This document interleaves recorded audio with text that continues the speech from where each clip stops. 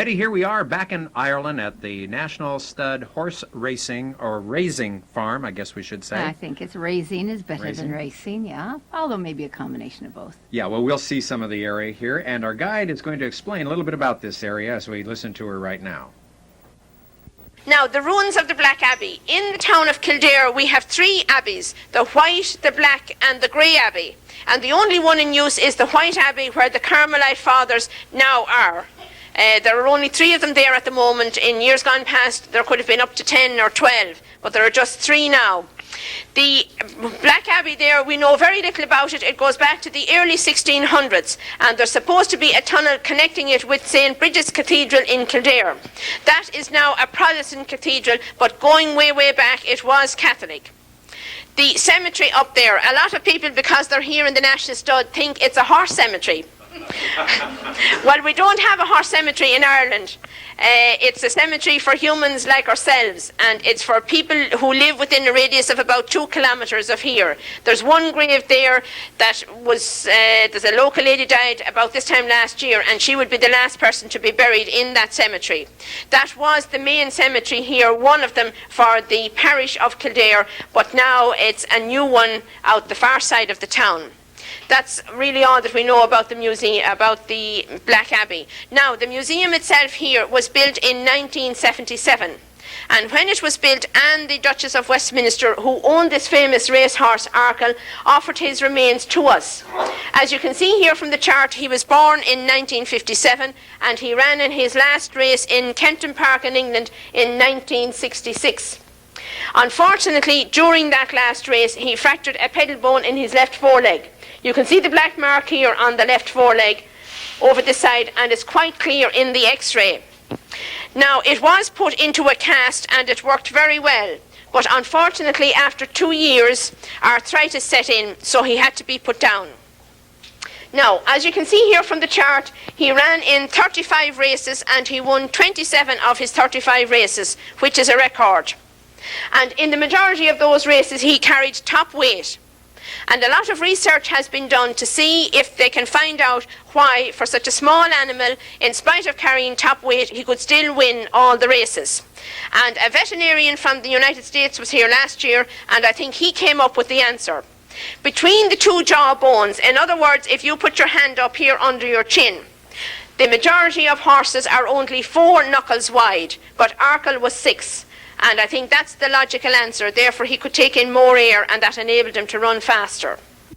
Betty, this is the Aga Khan Trophy, which now is in the hands there of the Irish, because they have the Irish have won with the horse races for, I think it's 3 or 4 years. Yeah, it's 3 years in succession, Mm-hmm. and then when you win it 3 years in succession, you get to keep it. That's a pretty nice thing to keep. Yeah, I would think so. Well, we're going to drive on to Dublin now, and as we do, we can see that this certainly is horse country, isn't it? I mean, here's a track where horses run and where they're trained. And, I can remember buying sweepstakes tickets from Ireland. You can't do that anymore, though, can you? No, but we always took a chance. It was fun.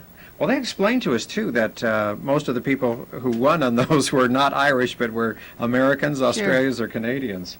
So, anyway. Well, we're going to now visit Trinity College, a very, very old university that's located right in the heart of Dublin, and a beautiful campus it is, yes, isn't it? I enjoyed this part of the trip a lot. I thought it was wonderful. We also got a chance to take a look at the Book of Kells, which we'll explain a little bit more about on some of our shows. But now we're going to go into the chapel, and that's the building that you see right there in front of you, and listen to some of the explanation from there. And the other window on the right commemorates Bishop George Berkeley. It's spelled Berkeley, but English people call it Berkeley, and the college in California is called after him. He went many times to the United States, and he was very interested in the American Indians. He thought they had had a very raw deal, and he wanted to build a college for them in Bermuda. And he collected a lot of money from rich people in England and Ireland. But then, after some time, the whole idea was cancelled by the Prime Minister of England. Pitt was his name. So the money lay there for many years, and then eventually it also went to Yale University, where Vanessa's money went to. And the man who founded Yale, I only found out recently, was an actual man called Yale. He came from North Wales, from Wrexham. This church was a Protestant church right through the centuries, and it's nowadays Mass is celebrated here every day at 1 o'clock. They don't have the Blessed Sacrament on display. It's in a little side chapel, but things have changed so much from previous times. Some of you may have seen a film called Educating Rita. That was shot entirely in this college, although the story takes place in an English university. To mention Samuel Beckett, who won the Nobel Prize for Literature, Oscar Wilde also studied here, Oliver Goldsmith. He wrote his name on the window pane. He was the son of a Protestant clergyman, and the family were very poor, so he had to work as a servant for the other boys. It was called being a sizar, S-I-Z-A-R. And he had quite a sad life. He left Dublin then, having graduated, and he wandered all over Europe playing a tin whistle. And he got smallpox and his face was very badly marked. And then he settled in London and he started writing. He wrote The Vicar of Wakefield. Not too many people read that novel now. A lovely poem, The Deserted Village. And one of the funniest plays ever written, She Stoops to Conquer. But he died, he was dead and buried before any of this was acknowledged. And he's buried, I think he's in St. Paul's in London. I'm really impressed with the knowledge of our guide, aren't you, Betty? Yeah, she's something else. Well, we're going to go outside now, and she'll give us more of the history of the college. And it's quite a traditional college. Every evening at 6 o'clock, the professors and the scholars go up there to dinner wearing their gowns, and they say grace in Latin, and they're given Guinness to drink. Guinness is a lovely big long table with Guinness on it. And if you have a friend studying here, you can buy a ticket for only £6 and go along there. But I think the college, this is not during the academic year, you can't do it now. But about 3 years ago, in the middle of dinner, the place went on fire, and they all had to run out, bringing the lovely paintings which are around the walls to safety. It was very well restored, but a lot of fires took place that year, about 3 years ago. Some arsonist was at work, because we're very vulnerable. It's an open throughway. People can walk in and out, and it's hard to keep things from getting stolen. Some students live here too. And in the summertime, people come from the United States. It's called Elder Hostel, and another group called University Vacations. They come here. So it's maybe in the future you could plan a vacation that way. The 1591, Queen Elizabeth founded it. Now, that's an interesting question. Nothing of the original college remains. All of the buildings you see, that's the oldest one, the red bricked one. That's where Oliver Goldsmith lived in there and wrote his name on the window pane. All the other buildings around are from the middle of the 1700s. But there's one thing left of Queen Elizabeth's College, and that's her coat of arms.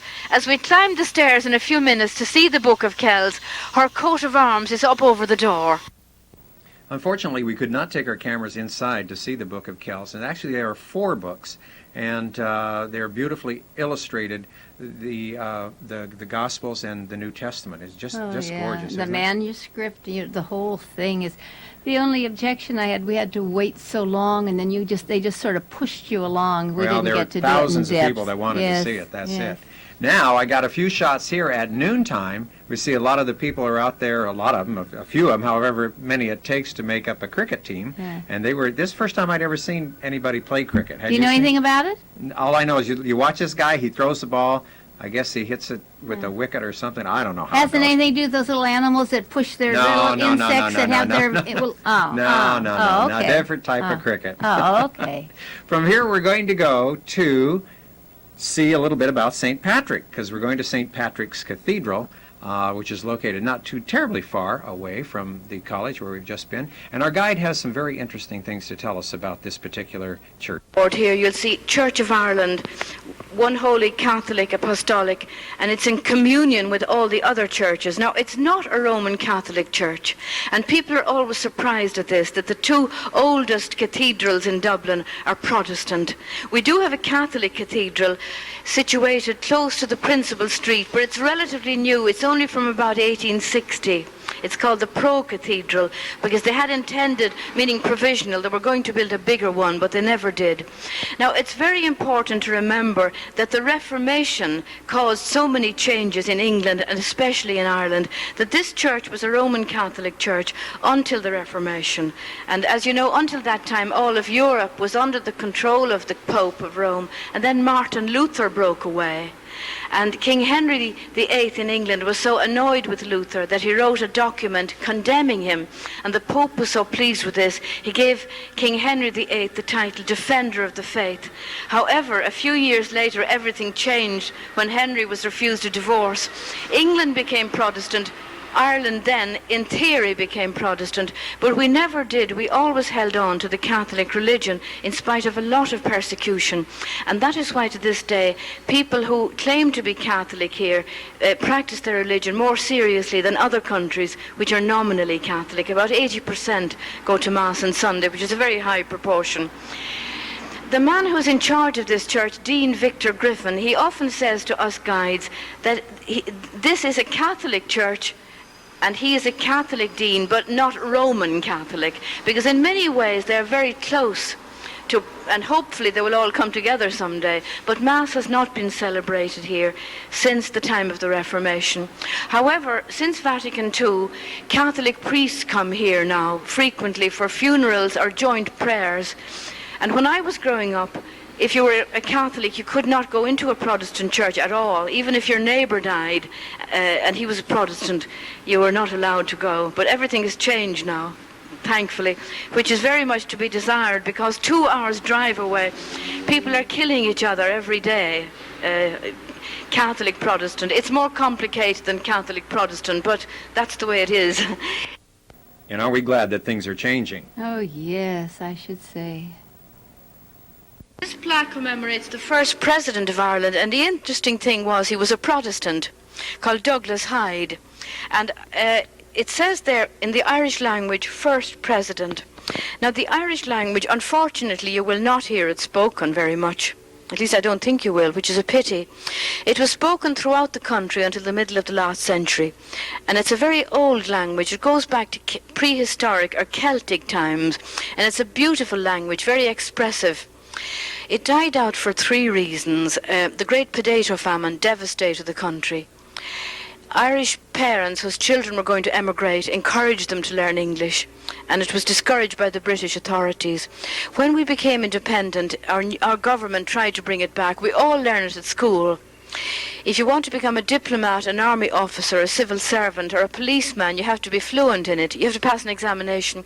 But in spite of all that, we're just too lazy, because we have a great love for it, but we just don't speak it. The only way to bring it back would be to ban it, and then we would all start speaking it.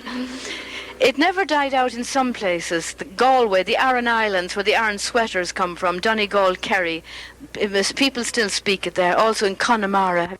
Now, these old stones are quite old. They were dug up about 100 years ago, but there was a type of thing called a standing stone, which was situated outside churches. These are quite primitive, but there are some very beautiful ones. They're called high crosses. Some people call them Celtic crosses. The symbol here is a cross with a circle around it, and some people think this means that when St. Patrick came, he converted the people from paganism. But he was very intelligent, and he did not wipe out all the old pagan customs, and even to this day in rural Ireland, many of these old customs are still very much alive, which go back to pagan times. People go to pray at holy wells, and they have special pilgrimages to these wells, and people get cured and hang up their crutches around them, and they go back to pagan times. People were doing this before St. Patrick, so it's quite interesting. The windows, I told you that the church was in a very bad state of repair until this Guinness man stepped in, with the result that unlike other beautiful cathedrals in France or in England, none of the stained glass windows are very special artistically, but this one tells an interesting story about a man called Richard Fitzgerald, Earl of Mayo. He was a titled person, and he must have been very clever, because when he was only 38 years old, the Prime Minister of England, Disraeli, made him Governor General of India. But then, like a lot of famous men, he was murdered out there by an assassin, And some years later, a strange thing happened. His relatives in Ireland received a package in the post containing the head of the man who had killed him. That was the custom out there. Sorry to be so gruesome. Now, if you look over here, straight ahead, in Latin there is the epitaph to Jonathan Swift. In Latin it says, "Here lies Jonathan Swift, where fierce indignation no longer rends his heart. Go, traveller, if you will, and imitate this great champion of liberty." William Butler Yeats thought that was the most beautiful epitaph he had ever read. That's a bust of Swift there, put up by his publisher after his death. And on the right, which you might read as you're leaving the church, it's an obituary to Hester Johnston, saying beautiful things about her. She's referred to as Mrs., and some people say, well, she never married, why is she Mrs.? But in those days, like in France today, you're called Madame if you come to a certain age. You were called Mrs. then, whether you were married or not. And they're both buried there, just where the rope is. There's a brass plaque on the floor saying that's where Swift and Stella are buried. But he was also involved with another woman, and I'll tell you about that in a few moments. Swift's Corner. That's a death mask there in the bookcase, taken when he died, immediately after his death. Some of the books are from his own library. The older books are. The newer ones are some of the many books written about him. And the one lying down there on the second shelf, Stella's Birthdays. He always wrote a poem to Stella on her birthday, and they're really beautiful and so amusing. You might try to read them sometime. I'm sure they have them in your library. They're not easy to buy in the bookshops, I think. That's a picture of him there, an imaginary picture. Men wore powdered wigs then. This is his actual table and his chair and his pulpit. He suffered from deafness because he had Meniere's disease, which makes people deaf, and also he wasn't too steady on the feet, and people used to unkindly say he was drunk, which wasn't true. On account of being deaf, he realized that other people are deaf too, and he had little wheels put under the pulpit, and his servant used to push it up and down the aisle as he was preaching, and he said many very wise things. One of them was, any man who makes 2 blades of grass or 2 ears of corn grow where only one grew before does more for humanity than all the politicians. He was also very interested in mental illness because he suffered a lot from depression. And in those days, if you were mentally ill, you had a terrible life, especially if you were born into an ignorant family. They thought you were possessed by the devil, and you could be locked away and never see the light of day for all of your life. There was only one mental hospital in Europe. It was called the Bethlehem Hospital in London. That's the origin of the word Bedlam. And even there things were awful. The keepers were cruel, and they used to starve and beat the patients, and they used to charge money. You could go in to look at them. And Jonathan Swift and his young friends, university graduates, used to spend Sunday afternoons doing this. You go up and pay the money, go on a balcony and look at the people underneath. But when he was making his will many years later, he realized what suffering there was, and he left any money he had to building a mental hospital in Dublin. It was built shortly after his death. It's called St. Patrick's after this church, and it's still flourishing. But things have improved so much that people who go there now go for daycare or for alcohol treatment. Now, as well as his friendship with Stella, which is what we call a platonic friendship in view of what I told you, he also had a love affair with another woman, also called Hester. Her name was Hester von Homroy, and she was very rich. Her father was connected with the army of King William of Orange, who won the Battle of the Boyne. This is the 300th anniversary of that battle, which led to Protestant supremacy in the north of Ireland. I'll mention that later. But anyway, where was I? I've just forgotten oh yes, Hester Johnston. People even though she was called Hester von Homroy, everybody called her Vanessa. And she met Jonathan Swift when she was a young woman in London. She was in her early 20s, and he was about 50. And she was so taken by him that she came to Ireland and bought a small estate outside Dublin. And they were very close. They probably had a child. But then she made a big mistake. She wrote a letter to the other woman, Stella, to know what was her relationship with Jonathan Swift. And when he found out about the letter, he was very angry, jumped on his horse and drove down to where Vanessa lived, threw her letter on the table and told her never to see him again. And the poor woman was so distraught that she was dead in a few months. Whether she died of grief or killed herself or died from some disease. We don't know. But we do know that she changed her will before she died. And instead of leaving her money to Jonathan Swift, it went eventually, by a very complicated way, to Yale University in the United States. So they're the two women connected with Jonathan Swift, Stella and Vanessa. Of course, Betty, you know, Jonathan Swift was the dean of this cathedral. Yeah, I'm glad you told us this, though, because, you know, there's a lot of cathedral that we've watched in history that's been spoken of here, and that's why. Yeah, and, you know, I think most of us remember his books, especially Gulliver's Travel, yeah, sure. you know, which was so great. Anyway, again, there was no light in this cathedral to shoot by, so I apologize for the Marv, you quality did a of those pictures. wonderful job, really, considering the circumstances. Gee, you know, maybe next time we'll get everybody to light a bunch of candles. Yeah, It's that's a supposed to good make it a little more idea. light. Light one candle, huh? Anyway, we're back out on the streets of Dublin, and we're going to take a look at those two buildings way up there in front of us, as our guide's going to explain to you a little bit that these buildings should never have been built. And there's a particular reason why, because my ancestors, I think, may have lived up on that hill. Oh, come on. Let's listen to her. Straight ahead, you'll see two buildings, cement-type buildings, up beyond the red brick ones. Now, these buildings should never have been built because they were built on the exact spot where the Vikings lived. And it was a terrible mistake. What happened was money had been given to the builders to build them before the archaeological significance was discovered. Betty, let's drive by the site of the Dublin Castle. And you know, this was the headquarters for the British from the years 1200 to 1922 when they ruled Ireland. Long time, huh? That's a few years, Marv. It sure is. It's right through those gates right there in front of us. And for the first 6 months of this year, it's been it's housed the presidency of the European Community, of course, which we're going to hear a lot more about, especially as the year 1992 rolls around. But right now, let's listen to our guide as he gives us some more history. The next thing to happen then was the Anglo-Normans came in 1170, and that was the beginning of the English invasion of Ireland, which lasted for 700 years. And as you know, we're not still completely one country. The Republic of Ireland has 26 counties, and 6 counties in the north of Ireland are under English rule. In the north of Ireland, the population is 2/3 Protestant and Presbyterian, 1/3 Catholic.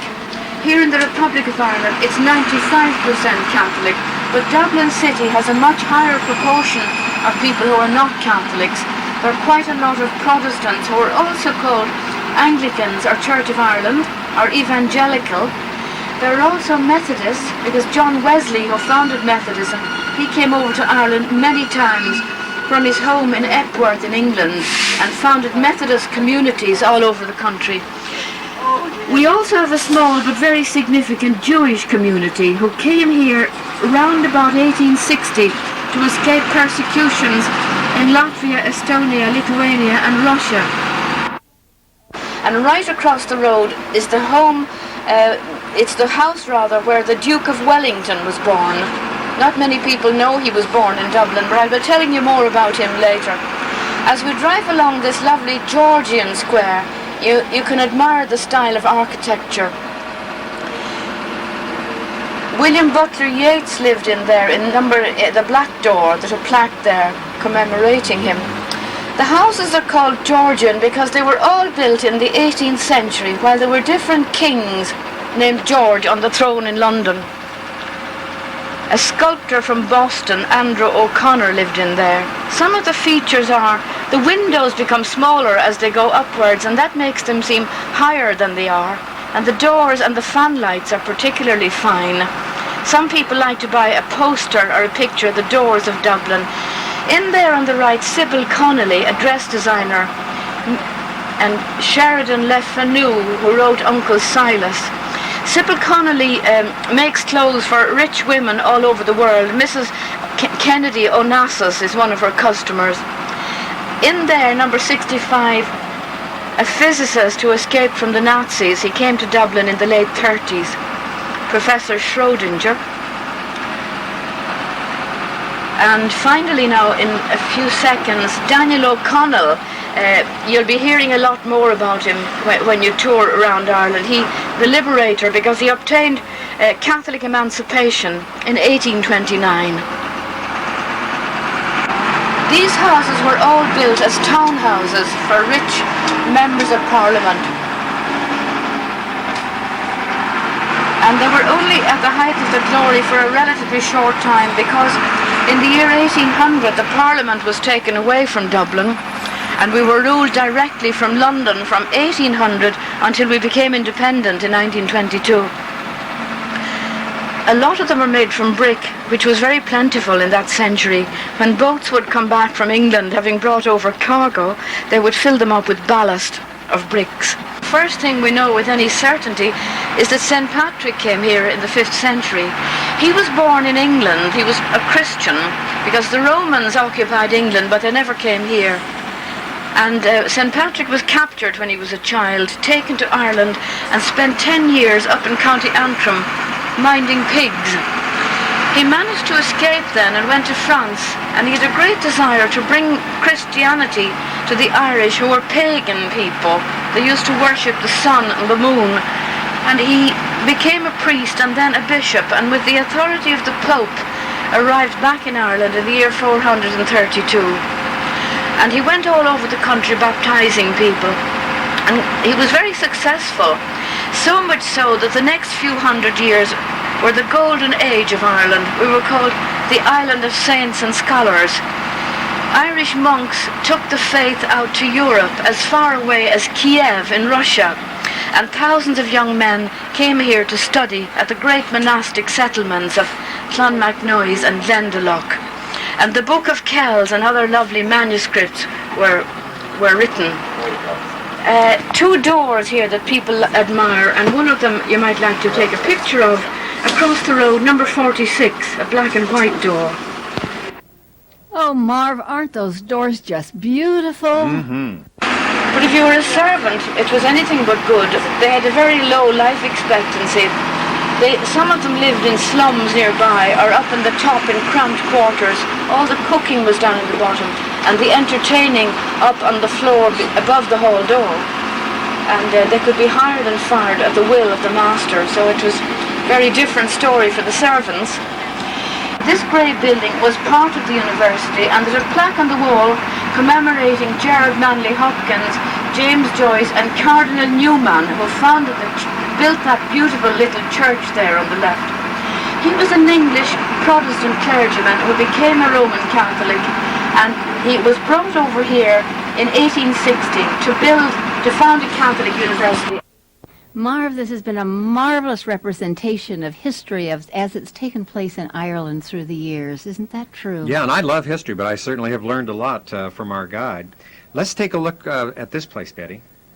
And we're going to slow down now on the right in a moment in front of the Mansion House, which is the home of the Mayor of Dublin. Dublin had a special house for its mayor 30 years before London did. In the early 60s, we had a Jewish mayor twice, Robert Briscoe, and his son Ben Briscoe was the mayor 2 years ago. Well, I'll tell you, Betty, it just is absolutely marvelous, marvelous time in Ireland, and I just can't say enough about it. It's all right. Not really. It's a fun trip. I guess you can sort of tell that by our pictures that we have had a ball with it. And we should remind people, too, that the trip is filling up fast. We're only taking 25. The brochure that I have here in my hand, we would like to send you, and this explains about the itinerary that we have. And as you see, we are going to leave on July the 11th. And oh boy, this is really a fun trip. And that is from Fresno. We are going to leave from Fresno, and we come back to Fresno again, and we have some repeats on this one, and we're looking forward to it, and we hope you will join us on this trip. Yes, we certainly do. So give Betty a call at the number that you saw. Betty, why don't you give us your number again? 488-7443. They tell me Marv talks too fast, so I'm going to do it one more time. 488-7443. And the name is Betty. And that's all the time we have. So we will see you next week on the Adventures Travel Club. Bye-bye. Bye-bye.